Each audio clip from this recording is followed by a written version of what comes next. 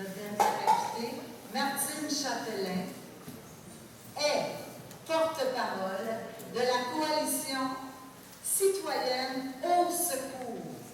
Cet organisme qui existe depuis de nombreuses années, maintenant travaille sans relâche à défendre la protection de l'eau potable contre toutes les volontés de la privatiser, de la polluer, de la gaspiller.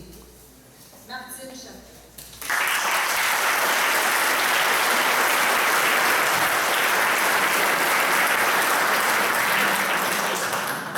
Bonjour, ça me fait extrêmement plaisir d'être ici. Ça va faire 20 ans cette année que la coalition Au Secours défend l'eau. Elle s'est formée à Montréal pour se défendre contre les compteurs d'eau, pour l'arrivée des compteurs d'eau dans la ville de Montréal. Il y a des gens qui se sont mis ensemble. Ça vaut la peine de voir qu'il y avait des syndiqués, des artistes, des scientifiques et des politiciens qui se sont tous mis ensemble. Et c'est encore ça, la coalition Au Secours, je vais le dire au complet, c'est la coalition québécoise pour une gestion responsable de l'eau. On n'a parlé que de ça aujourd'hui. Et malheureusement, l'eau, elle est sous plusieurs juridictions. Si c'est un pont ou si c'est un bateau, c'est fédéral. Si c'est la protection de l'environnement ou les lois en environnement, c'est le provincial. Mais l'eau qui coule de votre robinet, c'est le municipal. Et c'est un fouillis complet de lois parfois contradictoires et de règlements qui ne sont pas faits, malheureusement, comme on pourrait le penser, pour protéger l'eau. Alors, ce que la coalition fait, c'est un peu ce que vous faites, vous autres.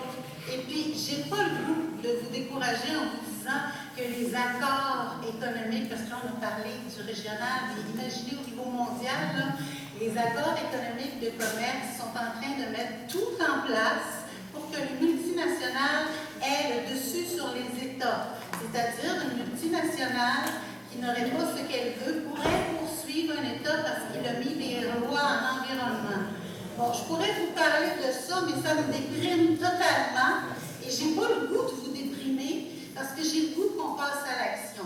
Alors, là, je vais vous parler de l'eau, essentielle à la vie. Mais pas juste à la vie.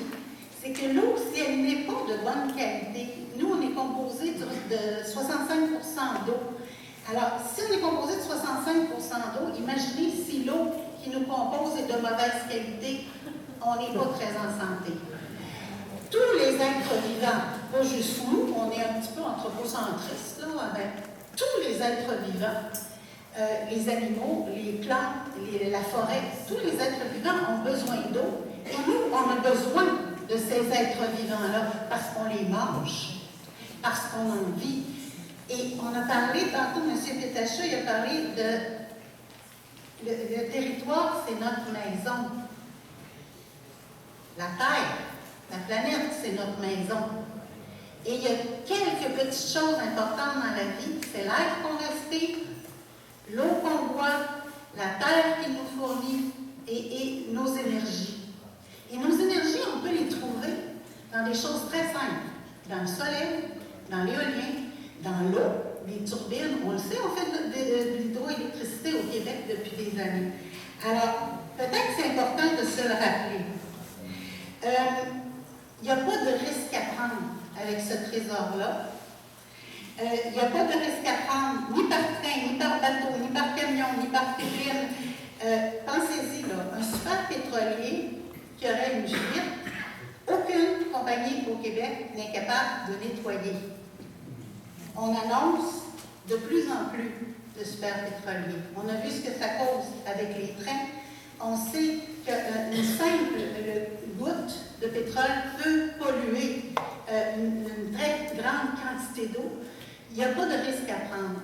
Même si elle ne pollue pas, pour qu'on s'en rende compte, quand on manque d'eau, je pense à la petite crise de Longueuil qui avait un petit peu de pétrole dans son eau. Ça a duré des jours, les gens allaient chercher de l'eau embouteillée. C'était la crise totale. Il faut en manquer pour savoir qu'est-ce que c'est l'importance de l'eau. Alors, quand on parle de fracturation hydraulique avec des centaines de milliers de litres d'eau, par fracturation, plusieurs fracturations par puits sur des centaines de puits et probablement des milliers. Il arrive des choses comme il est arrivé en Pennsylvanie, au Texas, en Californie, des contaminations de nappes, des contaminations de toutes sortes qui empêchent des populations complètes d'avoir accès à de l'eau potable ou de faire ce qu'ils faisaient avant. Je pense entre autres au Texas, élever des chevaux là, quand tu n'as pas d'eau, ça ne marche pas. On pourrait produire ce gaz-là, ce méthane-là, avec nos déchets. Ça serait possible. Alors pourquoi risquer de jouer aux apprentis sorciers en injectant des produits qui sont très dangereux? Il y a la quantité d'eau que ça va prendre, où on va la prendre, cette eau-là.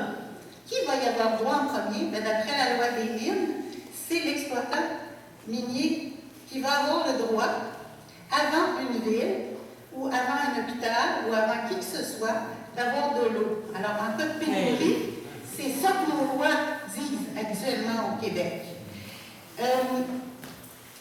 Pour le transport, il va falloir mettre un paquet de produits dangereux dans cette eau-là. On a vu qu'avec la fracturation hydraulique où ça se produit, l'eau qui est contaminée n'est pas possible, on ne peut pas la nettoyer. Au bac de Saint-Hyacinthe, j'ai réussi à faire dire aux gens du ministère qu'il n'y a aucune de nos usines d'épuration au Québec capable de nettoyer de l'eau de fracturation. Donc, la réponse du ministère, ça a été « ben oui, mais on va faire une super usine ». Alors, le but des compagnies, c'est de scraper notre eau, mais nous vendre la technologie qui n'existe pas encore, mais qui pourrait peut-être la nettoyer, ou nous vendre de l'eau en bouteille. Alors, ça, c'est les plans qui sont dans les airs. Comment on résiste à ça? On en a parlé beaucoup, mais comment on fait pour résister à ça? Comme la coalition Secours a toujours fait. Je vais vous parler, parce qu'il y a des gens de la CTETS dans la salle, puis qu'on est près de Trois-Rivières. Ouais, c'est que ça se gagne des batailles citoyennes. À Trois-Rivières, il y a une gamme d'illuminés qui ne voulaient pas de fluor dans leur eau potable parce que c'était pas bon pour leur santé. C'est pas facile quand tu es tout seul dans ta maison à dire je veux pas de fluor.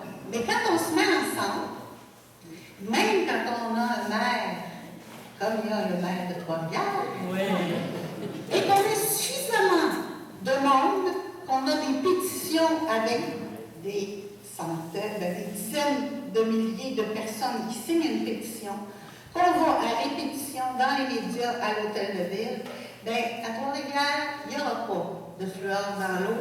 Grâce à ces pétitions.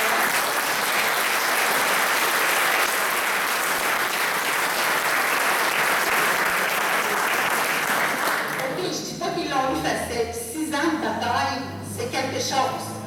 Mais il n'y aura pas de fluor dans l'eau. La Minerve, le petit village des Laurentides, captage d'eau privée. La ville, les gens de la ville, les gens des comités de citoyens, la communauté métisse et scoutée se sont mis ensemble et ont dit on ne veut pas que ça ait lieu. Mais en ce moment, savez-vous qu'au Québec, quand on demande un permis de captage d'eau, c'est presque comme demander un permis de faire de la bicyclette. C'est aussi facile pour une compagnie en autant qu'elle produit une étude hydrogéologique. Et souvent, c'est eux qui payent pour l'hydrogéologue, donc conflit d'intérêts. Ou Coinron, entre autres dans ce cas-là, l'hydrogéologue n'a jamais mis les pieds sur le terrain et a oublié les ruisseaux principaux, en tout cas. Ce que je veux vous dire, c'est qu'il n'y en a pas de captage d'eau en ce moment à la Minerve parce qu'ils ne peuvent pas bouger, la population est contre à la grandeur. Quand on dit non, que ce soit par des injonctions, que ce soit par de la politique, que ce soit par... ce qui est important, parlez-en autour de vous, ramenez du monde avec vous. Et la pire chose qu'on peut dire, c'est « Ah ben de toute façon, ils vont le faire pareil, on ne peut rien faire. » Ça ne marche pas. Non, ils ne passeront pas.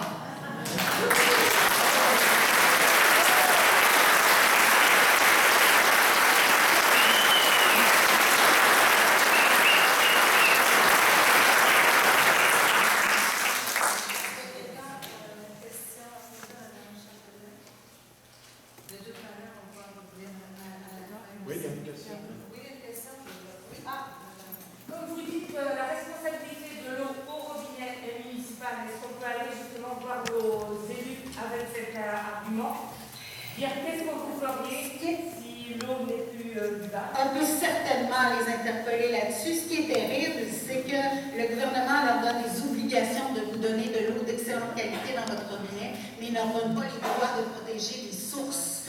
Et ça, il faut que tous les élus sachent ça. Et oui, aller les voir et les interpeller. Puis moi, je vous invite lundi, le 12 juin, à Montréal. Il y a l'Assemblée générale de Au Secours, mais il y a une conférence avant de M. Guy Codère qui forme les gens, il forme les techniciens dans les usines d'épuration des eaux à Vaudreuil.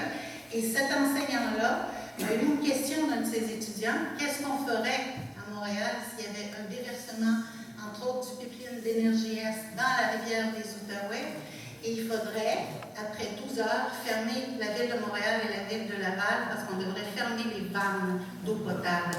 Alors, ils prouvent ça noir sur blanc.